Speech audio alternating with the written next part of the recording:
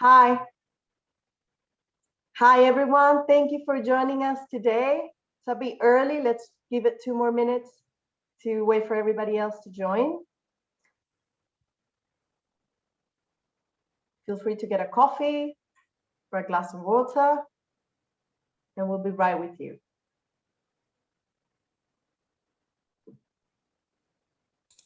Queres que clique no gravar, Rosana? No, thank you, Teresa.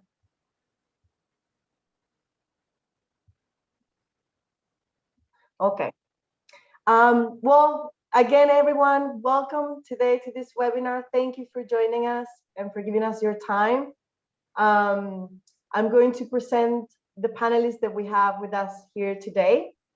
Here with us today is Filipa and Catarina from GPC Investments.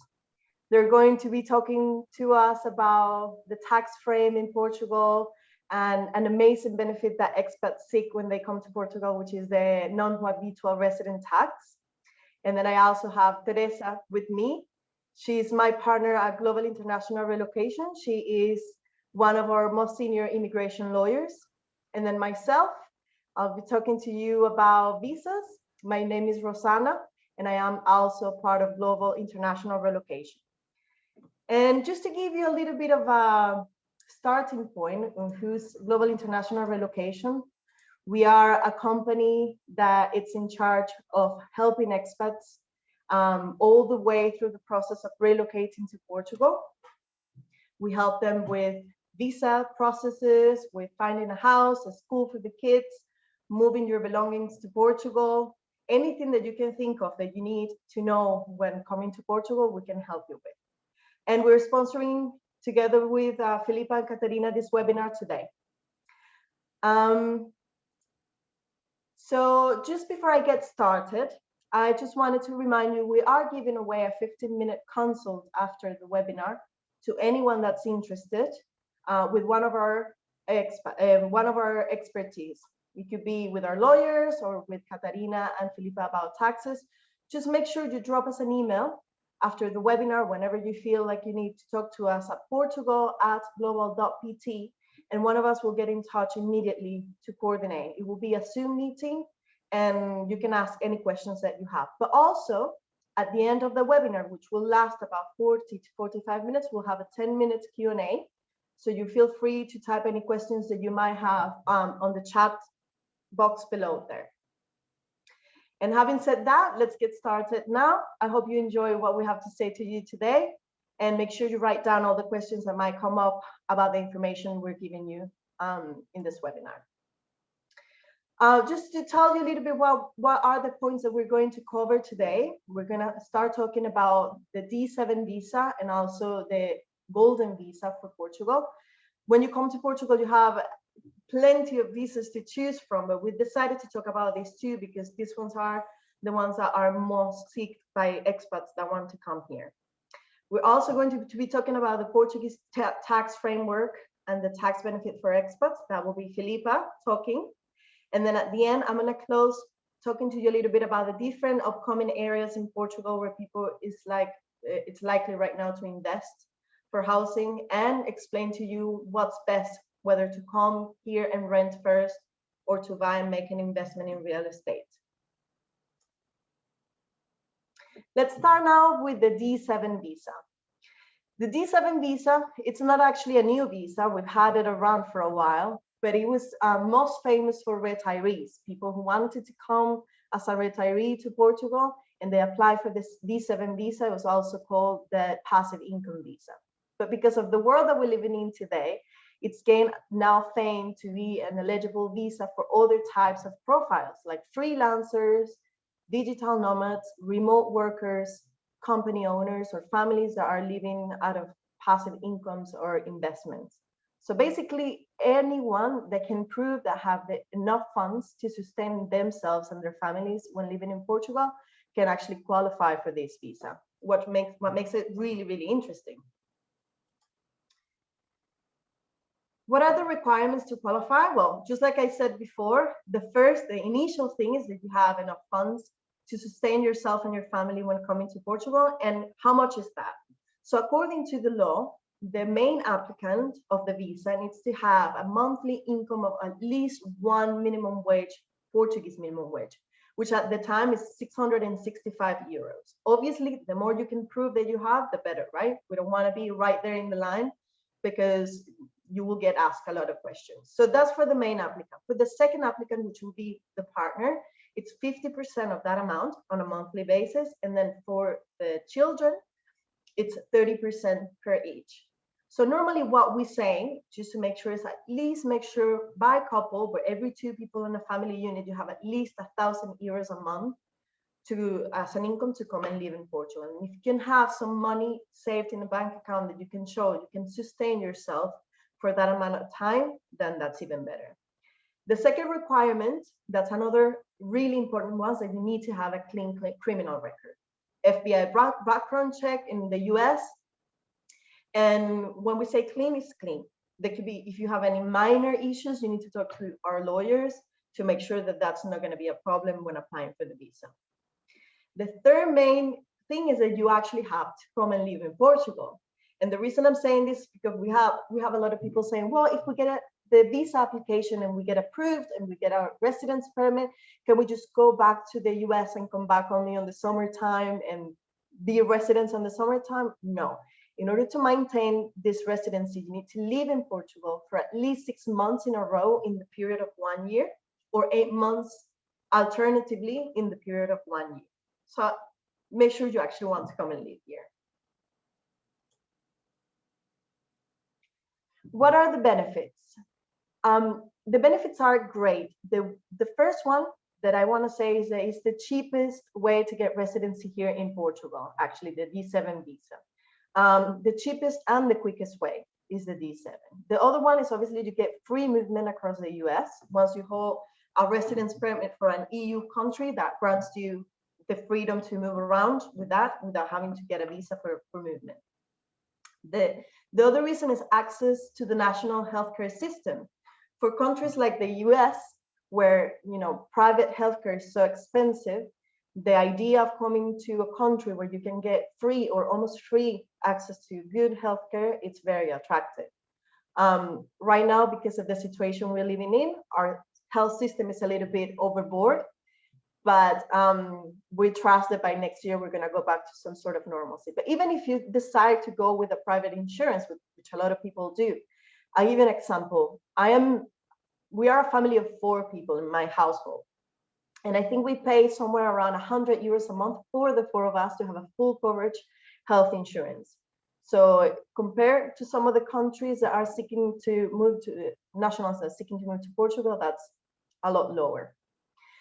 The other benefits that you get after 5 years living in Portugal legally, you get the access to have permanent residency and also to be able to apply for Portuguese nationality and have an EU passport. And this is something that's very attractive as well. And then the tax benefits, which I'm not going to go into deep information because Filipa's going to share with us, but trust me, they are good. So how long does it take to obtain this visa?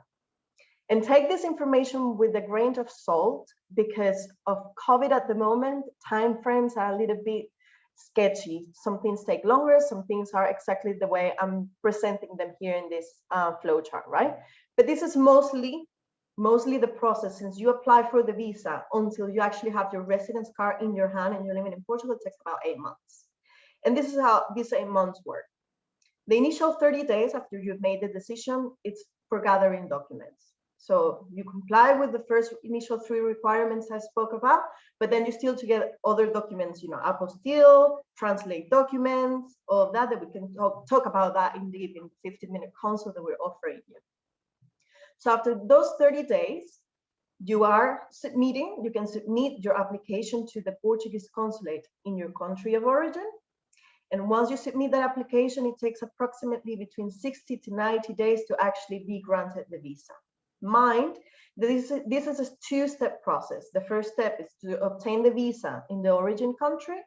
And the second step is to actually get the residence permit, which you will do once you're here in Portugal. So the visa that you will get in the consulate will last It will be given, depending on the consulate, will have multiple entries or only 2 entries to Portugal. Make sure you see that information well. And that visa will be valid for anywhere between 90 to 120 days, mostly 120 days. So which means that in those 4 months, you have to actually come to Portugal and initiate your process of residency, okay? So you get your visa, everything's perfect, you set up your trip and you arrive in Portugal. The day you arrive in Portugal or the next 24 hours, the next step is to contact your lawyer and tell them and show them the stamp you got in your passport when you enter, so they can schedule an interview at the immigration office in Portugal. So you can have the interview for the residence permit. And this interview won't take place until probably 4 months later, because the queue is long and we are still trying to get across a huge list of people that was waiting for their appointments when happened the whole quarantine of COVID. So that will happen probably in those 4 months.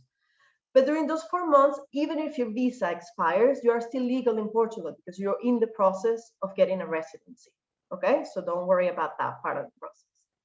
Meanwhile, you can arrive, open your bank account, rent your permanent residency or buy, whatever the decision will be. And then you will go to your interview after the 4 months, and they basically will ask you to present the same documents that you presented when you went to the consulate the initial time, plus a permanent housing document, which could be a title deed because you bought a house, or a rental agreement, or anything in those areas. And also they will ask you to show, bank accounts with movement and with money saved that will tell them that you can actually support yourself here. After that interview, 30 days pass and you will receive the residence card in your house. And these residence cards will be valid for 2 years. After 2 years, you can renew for another 2, I think it is. And then when you have the 5 years living here, you can apply for permanent residency. If you have any doubts about this time frame, we're happy to talk about this in more depth at the end of the webinar. What are the documents? The documents are very standard. Of course, your passport, a few pictures, a few declarations that we will provide for you if you decide to go with us, that you need to sign. And then health insurance. I've highlighted this in blue because when they talk about health insurance, this could be, a 6-month to 1 year health insurance that you have to present in the consulate. But the specific thing is that you have to have your remains expatriated to the US or the country that you come from in case anything happens. Hopefully nothing like that's going to happen ever, but it's one of the requirements that they ask for. Once you come here and you already have your residence card, you don't have to renew that insurance. You can either opt to go to the national healthcare system or just get a regular Portuguese insurance, which would be a lot cheaper. Then, of course, travel insurance. And then evidence of having accommodation in Portugal. And this part is very tricky because you'll see that one of the requirements is you need to prove, have a rental agreement for at least 6 months, but probably by that time you haven't been in Portugal, you haven't been visiting houses, so there's no way for you to get that type of accommodation in advance. And so there are ways to go around this. One of the ways is if you have a friend in Portugal that lives here and they can issue a letter saying that they will receive you in their house while you are settling in Portugal, then the consulate will take that. Some lawyers, and we do that as well, some lawyers, they will provide you with that letter themselves and be your sponsors when you come here. So make sure if you don't have the first option, you ask for the second one. And the third one is renting an Airbnb for 6 months or any sort of temporary accommodation that you can prove to the consulate. And the most important one is proof of having enough income to support yourselves. This could be, and your family. This could be, your work contract that you have from abroad, where it says what salary you get every month, bank statements from your accounts in your origin country, where they see what the actual inflow of cash comes every year, information of any investments that you have or any money saved that you have. So anything that you have in your hands that can support this, presented on the consulate, because it will help the process. Now that we spoke about the D7 visa, I'm going to touch base real quick with the golden visa, because this for the last few years have been really, really famous for expats. This is basically an investment visa, and it's used for people who wants to come and invest either in real estate or setting up a company. So the main requirement is that you have to have money for investment. So to be eligible, you need to invest, if you're going to buy real estate, between 350K to 500K in a house in Portugal, or invest in establishment or a local business and employ at least 10 local people, or you can invest in Portuguese funds or art. The main benefit of this visa is you actually don't have to live in Portugal to be able to hold on to this residence permit. You only have to be here for 7 days a year. So a lot of people use it as a gateway to have access to move around the EU and have eventually permanent residency permissions, but they don't want to actually establish themselves here. And with this visa, you actually can work in Portugal, you can live and have free movement, like I said before. But so initially and up until December 31st of this year, investments, for example, in real estate, which is one of the most common and popular that we had in Portugal, was allowed to be done in Lisbon or in the coastline or in the main cities like Porto and the Algarve, but that's going to change from January next year. So the main changes that are going to happen next year on is that real estate investment in main cities and coastline will no longer qualify for the golden visa. And the reason being is that the government wants to promote investment into the more rural areas of the country. So there's a huge list that we can provide you with, or of the areas that you can actually do this investment that will be accounted for. Luckily, islands like Madeira and the Azores are part of the changes for this year, so you are able to invest there and get the visa. The other part is transfer of capital for investment funds. It was before 350K, now will increase in January to 500K. Transfer of capital of other areas, like research or setting up your own company, will also increase to 500K from 350 that was before. Transfer of capital to a Portuguese bank account with no other purpose, just leaving the money in there in the bank without touching it, will go from 1 million euros to 1.5 million euros. And investment into an existing company that employs at least 5 people will also increase the amount to invest. Now, I'm done with the part of the visas. I'm going to allow here Felipe to jump in and start talking about the tax benefits. Welcome. Thank you, Rosanna. Thank you, Rosanna. Hi, everyone. It's a pleasure for us to be here with you today. Like Rosanna was saying, I'm Felipe. I'm here with Catarina. We are both lawyers and co-founders of AGPC, which is a firm based in Lisbon focused on assisting clients from other countries willing to invest, launch a business, or relocate to Portugal. We have a one-stop shop mindset in the sense that we assist our clients from the very beginning with the definition of the best strategy according to their goals, and then executing their plans. And this may involve not only tax advice, but also all things needed when relocating, legal or paralegal. We are very happy to give this presentation covering an aspect that always comes up, which is taxation. So I'll be sharing our presentation now.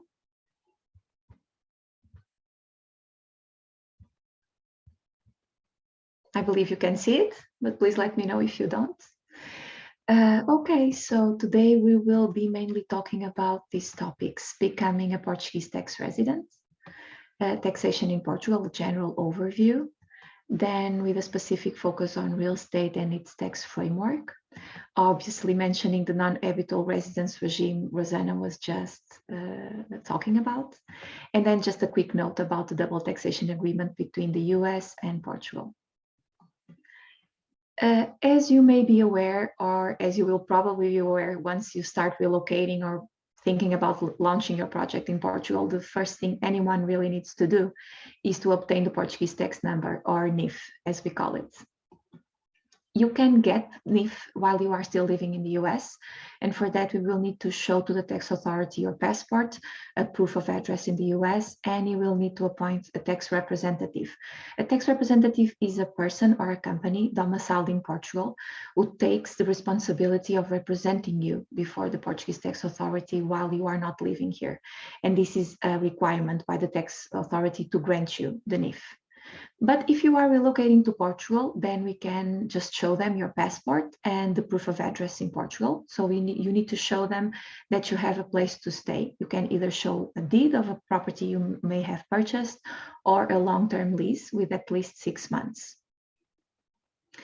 When you are relocating, and if you are declaring your residency with your local address at the tax authority and spending more than 183 days in the country per year, you will be considered a taxpayer in Portugal. According to the Portuguese and the European tax system, which is based in the residency criteria, revenues are taxed where the taxpayer is or a regular residence. This means that if you are a tax resident in Portugal, all revenues obtained in Portugal and abroad must be declared here. But I would highlight the declared because it doesn't necessarily mean that you will be paying taxes here, at least not regarding the revenue you are obtaining in another country, as we will see in a couple of slides. And just to give you a quick overview about the Portuguese taxation and taxation on personal income obtained in Portugal, there are progressive tax rates applied to the various types of income from dependent work, independent work, pensions, retirement. They are subject to a progressive tax rate that starts at 14% for net income of around 7,000 euro and goes up to 48% for net income above 80,800 euro. Then you can have a surcharge of 2.5% for net income above 80,000 euro and a surcharge of 5% for net income above 250,000 euro. In case of income coming from dividends, capital gains, interests, and also property income, a flat tax rate of 28% is applied. If you are a taxpayer in Portugal, you can choose if you want to include this income with all the other types of income you may be having. And then when submitting your tax return, they will be subject to the progressive tax rates. In alternative, you can choose to apply this flat tax rate of 28%. So it's really a matter of understanding which one is more beneficial to you. And now with a specific focus on real estate, and just to give a quick note regarding taxes that we may have when we are purchasing a property, when we have a long-term or short-term rental, and when we are selling the property. So when purchasing a property, we would say that the main cost, besides obviously the purchase price of the property that you may want to consider, is the municipal tax on real estate transactions, or IMT.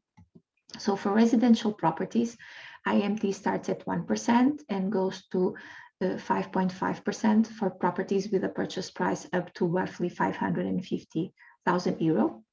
And then IMTs of 6% for properties with a purchase price from that amount to 1 million euro, and of 7.5% when we are talking about a purchase price higher than 1 million euro. But if you are looking at buying this property in Portugal to make it your primary and permanent residence, then you may have a reduction on this IMT, and this is something that we would naturally be very happy to explore with you.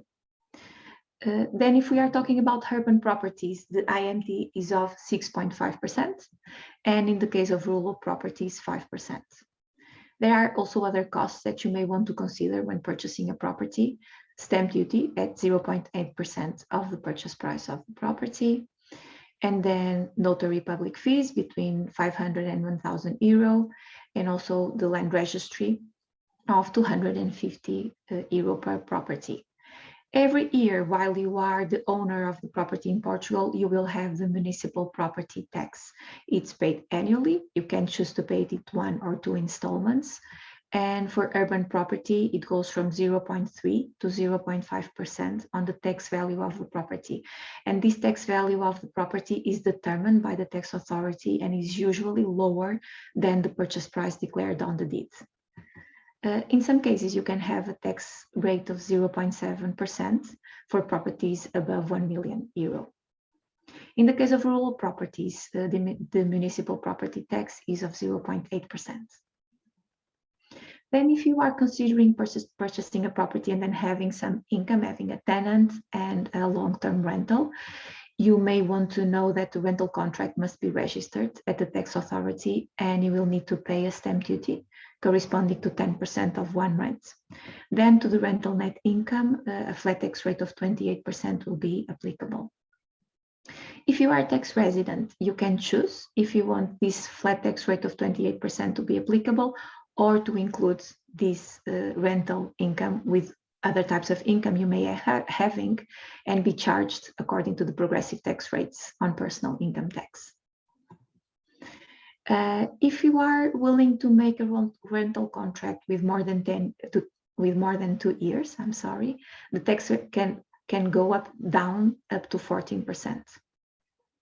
And if you own a property in Portugal, but you are not a resident here, a tax resident here, then you should know that property taxes are always paid in Portugal. And to the net profit obtained, a flat tax rate of 28% will be applied. But then there's the ADT conventions or double taxation agreements that we could check because in some cases they can allow for a tax deduction on your country of residence. If you are having another type of income from the property, if you are exploring it, say in Airbnb or for touristic activities and you have a short-term rental, then a simplified tax regime is applicable. Only 35% of the gross income is taxable. In some urban touristic areas, such as downtown Lisbon, 50% of the gross income is taxable.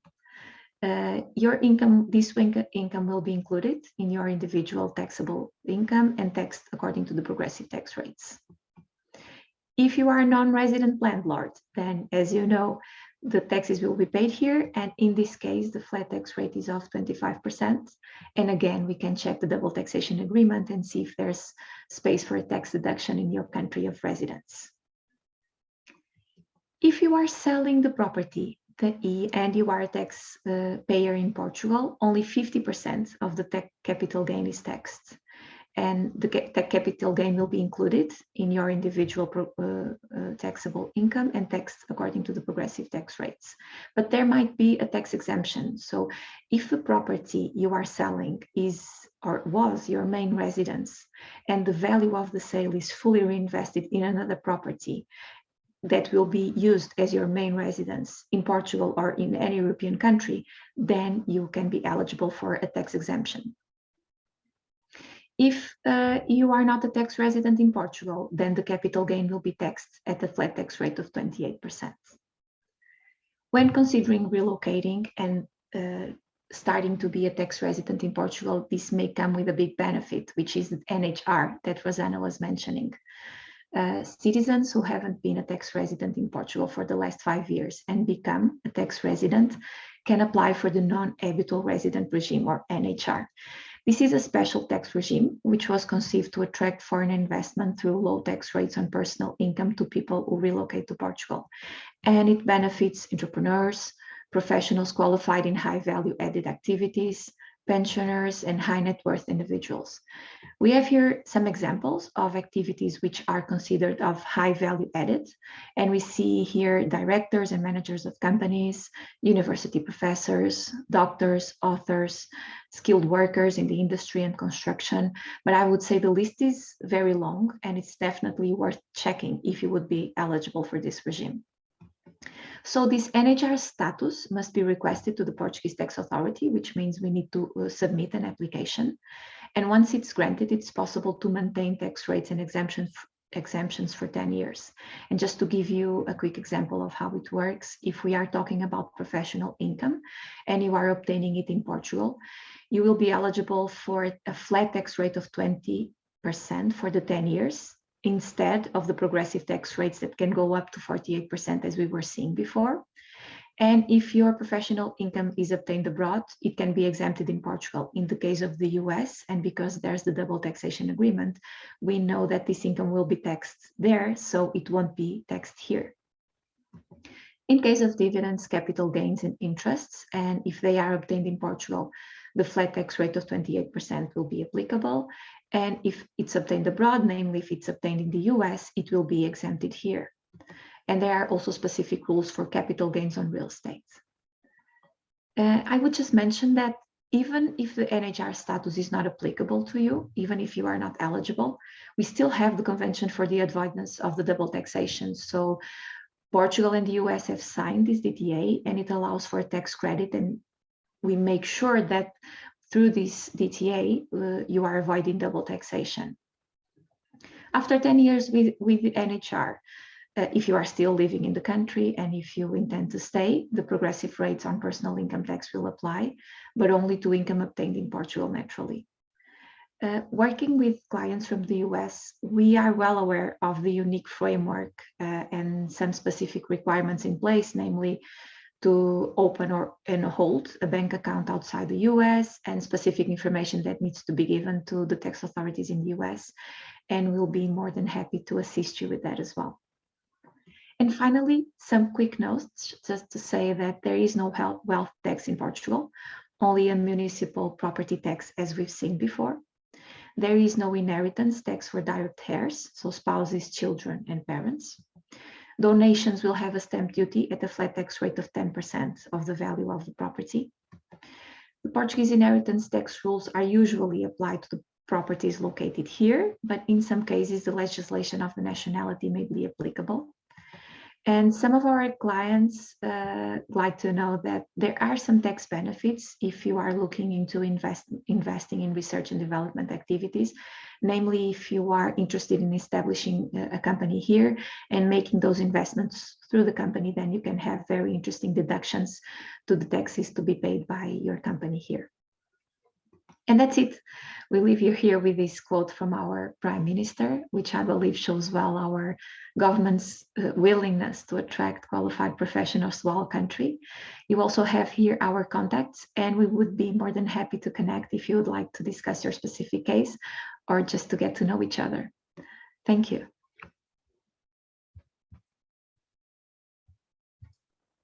Thank you, Filipa, for that information that is so valuable for everyone. Are you convinced yet to come to Portugal? If not, I think this part's gonna seal the deal for you. I'm gonna talk a little bit, and this is a very wide subject, so we have limited time, so I'm just gonna touch base a little bit about the different areas that are upcoming in Portugal and that you can live. And then if you want more information, remember, Portugal@global.pt. So I'm going to share my screen again with you. And let's enter now into the subject of where to live in Portugal, or what to do, whether to rent initially or to buy.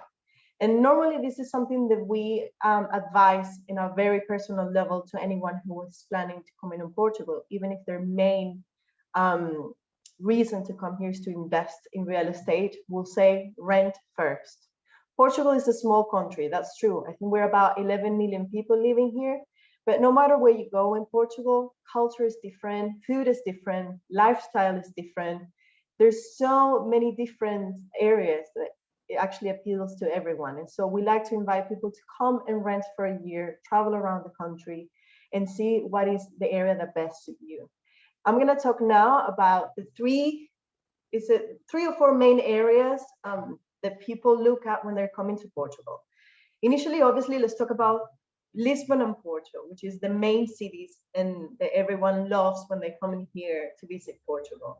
The benefits to live in a city like Lisbon and Porto, it's because you get the best, right? From the city life and also the best of the coast life.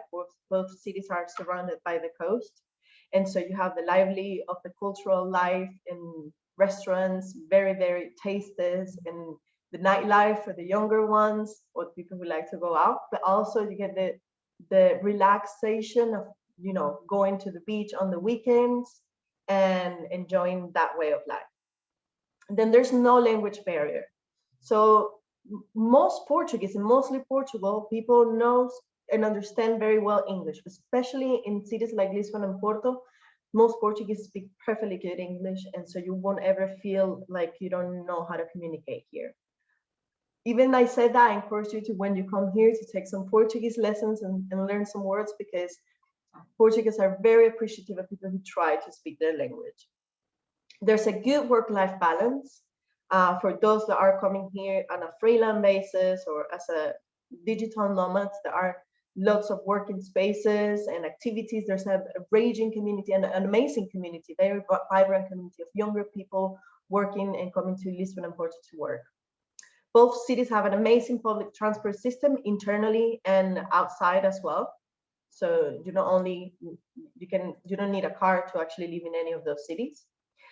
You have plenty of international schools if you want international school for your children. Also plenty of local schools that are very well ranked on the national educational systems. There are universities, so that's good for families with young kids. And it's close to other cities with great quality of life.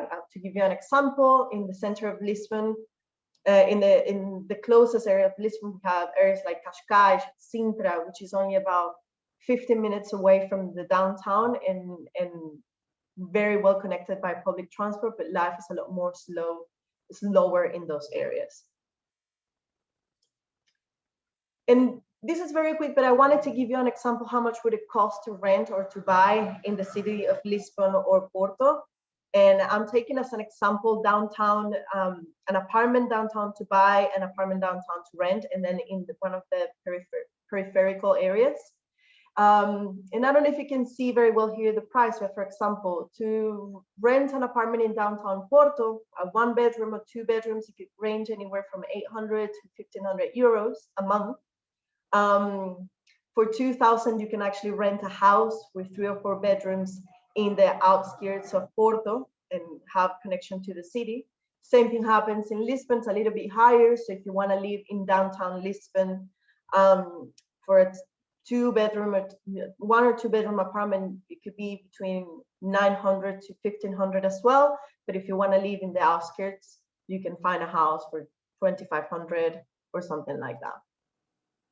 If you actually, instead of renting, you want to buy, Lisbon and Porto are a lot more expensive than other areas in Portugal, but still it's not as expensive to live in other European capitals. So if you, for example, want to buy a 2-bedroom apartment in Porto, for example, in Lisbon, for example, you can buy that apartment for from 350,000 up to 1 million. That will depend in the area. If you want to buy in the outskirts, you can find a really good property, 2 or 3 bedroom, between 250 and 500 euros. And the same happens in the cities of Porto and the outskirts of Porto. Now let's talk about the Algarve. The Algarve, I'm pretty sure you heard about that. It has a thriving international community. It's located in the south of Portugal. For many years have been the preferred area for retirees and expats to move because it has the best weather of Portugal. Portugal actually has a really good weather in general.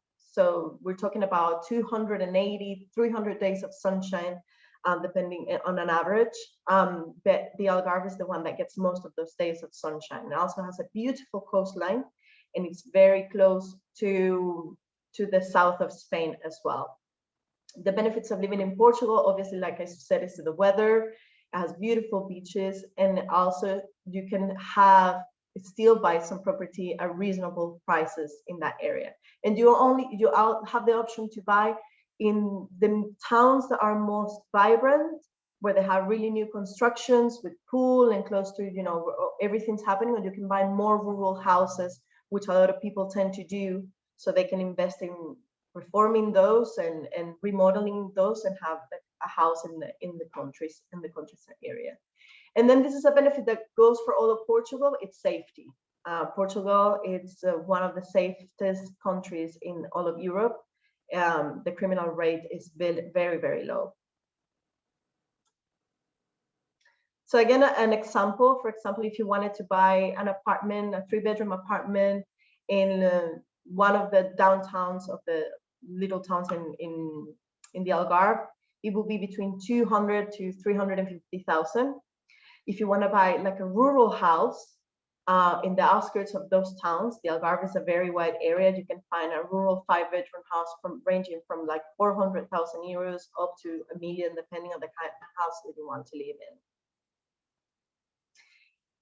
And then let's talk about the Silver Coast. The Silver Coast of Portugal, it's becoming famous because a lot of people want to live in an area where there's too many expats at the moment, but they still have the benefits of the good weather and the good food and living near the coast, and prices are a lot lower than the Algarve or Lisbon or Porto. And I'm going to share with you now a map so I can locate you. Okay, I can locate you here. So here is Portugal, right? And here, down here, we have the Algarve, which is the south of Portugal. The properties, for example, that we were looking at not too long ago are in this area, Portimao, Lagos, Albufeira, which are very famous among expats. Then here in the middle, we have the Lisbon area, the greater Lisbon area.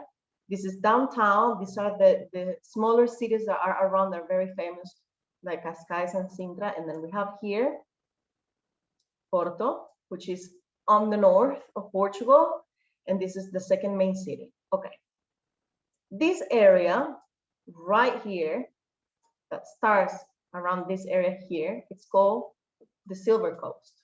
It goes all the way here from Peniche up to right around here. So all this area, Peniche, Nazaré, is all the Golden Coast. Those are little smaller towns that have very good quality of life, very nice new housing that it's made, and people are tending to really like to relocate in this area. For example, Nazaré, it's a town that got very famous because it has the greatest wave, I think it's World Guinness record on 2020 of the greatest wave to surf. And so it's become very famous like for that, and it's a beautiful area. Peniche is also a very beautiful area to live in. And let's see now what are the benefits to live in this beautiful coastline. I don't know if you can see now. Can you see now the, okay, here, sorry.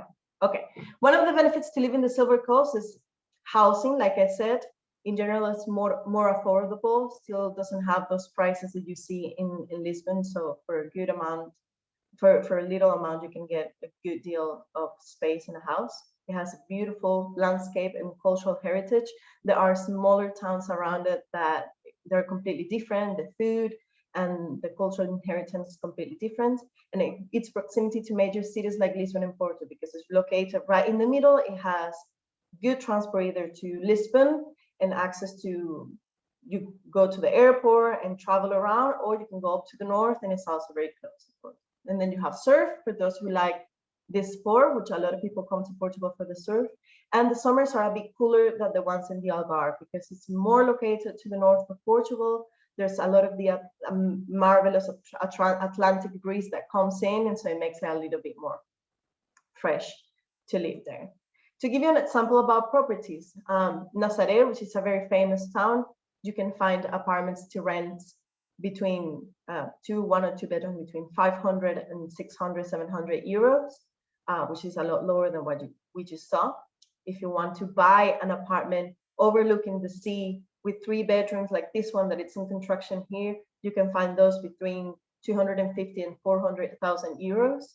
And then if you want to live in a rural house, which is, there's plenty to choose from in there, you can find houses for as low as 200,000 euros, obviously up to 500 or 600 more, depending on the type of house that you want to live. And this is it for today. I hope you really enjoy the information we had to give you here.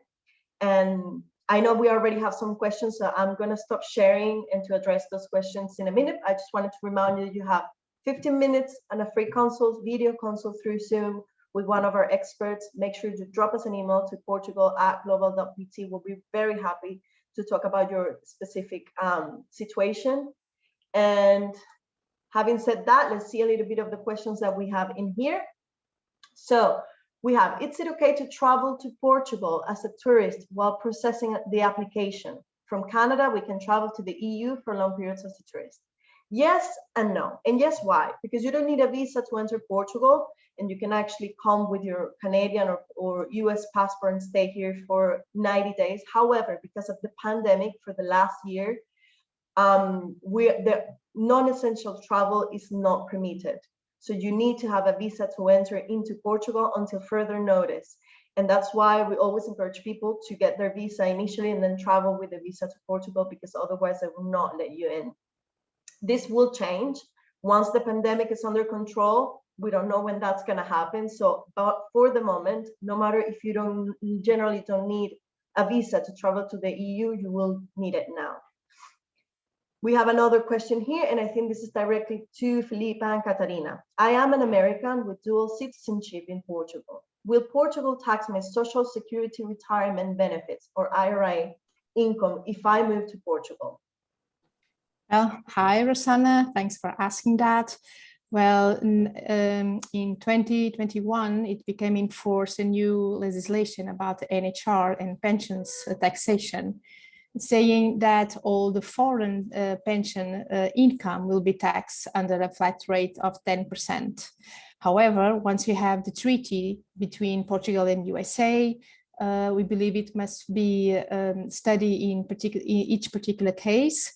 The main rule is Portugal will want to tax 10% of the income coming from pensions and IRA pensions here in Portugal, but people can ask for avoidance of double taxation near the US government and between treaties. So we'll need to analyze carefully when each case in particular. Thank you, Catarina. We have another question. What are the attitudes towards the LGBTQ community in Portugal? Are there any laws against this community? Not at all. Quite the opposite, in fact. Marriage of same sex is legal in Portugal, and there's no laws against it. It's a very open country in that term, so you wouldn't have a problem. Rosanna, can I just maybe say that we actually have clients from the US who have relocated or launched a business here, and they say that they feel very welcome and safe here, living here. So I think that's comfortable for you to know. Thank you. Thank you. This is great that you clarified that. We have more questions. Is it okay to travel to Portugal? Oh, sorry, no, I'm repeating here. We have this. The chat. I saw it here on the chat. Okay, here we are. Can you talk about career job placement in Portugal? I am a professional in financial services. This is a very wide subject, and it's best to be addressed on that 15-minute free consult that we have, because specifically for the D7 visa, unless we can prove otherwise, you wouldn't be able to actually work on a contract in Portugal. Am I correct? So at the moment, the only way that you can come as a working in Portugal with a work contract in Portugal is as something called highly qualified visa or residence permit. That means that a Portuguese company has to offer you a job, and you have to have a contract here in Portugal to be able to be eligible for a visa. But this is a very wide area of information that we're not actually talking about today. So feel free to drop us an email, and we'll be happy to review your case. I think this is it for the questions. I don't know if anybody else has another questions for the time being. I think I saw some in the individual chats. No, maybe not. Okay, everyone. Like I said, feel free to drop us a line. We'll be very happy to connect with you to clarify any doubts. We are very looking forward to welcome you into Portugal and helping you make the decision if you haven't done so. And again, thank you to Catarina and Filipa and Teresa for their amazing contributions here today. Just a reminder, we have another question here.